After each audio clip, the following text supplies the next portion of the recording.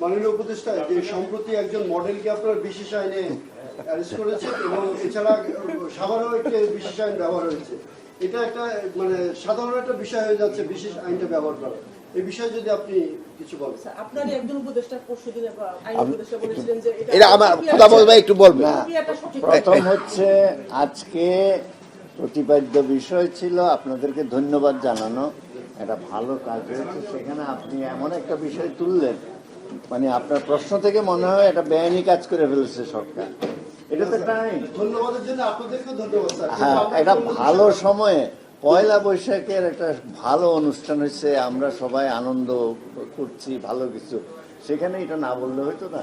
আচ্ছা, যাই হোক, সেটা হচ্ছে মানুষ তো অনেক কিছুই জানতে চায়, এটাও তো জানতে চায়। আমরা যে ভালো একটা কাজ করেছি, আপনারা ভালো কাজ করেছেন, আপনাদেরকে ধন্যবাদ দিচ্ছি, সেটাও তো জানতে চায় মানুষ নাকি? সেটা হচ্ছে এই আইন তো ব্যবহার হচ্ছে, এই আইন যে ব্যবহার হচ্ছে না তা তো না, এই একটা ক্ষেত্রেই তো আইনটা ব্যবহার হচ্ছে তা তো না, এটা বেআইনি কাজ তো না। হ্যাঁ, এখন আপনি যদি বলেন যে নির্দিষ্ট এই ক্ষেত্রে কেন কি হয়েছে, এটা তো মামলার একটা ঘটনা ঘটেছে, এটা একটা অভিযোগ আসছে, এটা নিয়ে একটা কাজ হচ্ছে, এটা নিয়ে হাইকোর্টে গেছে, আপনারা নিজেরাও রিপোর্ট করেছেন। তো হাইকোর্টে গেলেই তো এটা বিচারাধীন ইস্যু, সাবজুডিস ম্যাটারে তো কথা বলা ঠিক হবে না। আমরা দেখি কি আসে ওখান থেকে।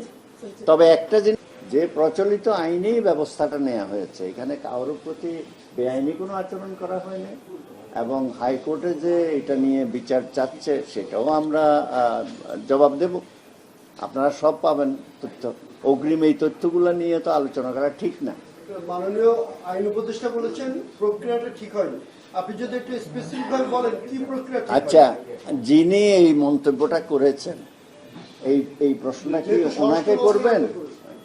উনি তো মাননীয় স্বরাষ্ট্র উপদেষ্টা মহোদয়, এখানে আইন উপদেষ্টা মহোদয় কি প্রেক্ষিতে বলেছে আমরা তো জানি না, এটা তো ওনাকে জিজ্ঞেস করতে হবে বিষয়টা, কেমন?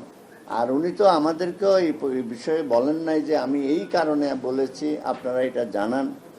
এইটা তো আপনার কথা থেকে উত্তরটা দিলে তো সঠিক প্রেক্ষাপটটাও জানা যাবে না, উত্তরটাও সঠিক হবে না।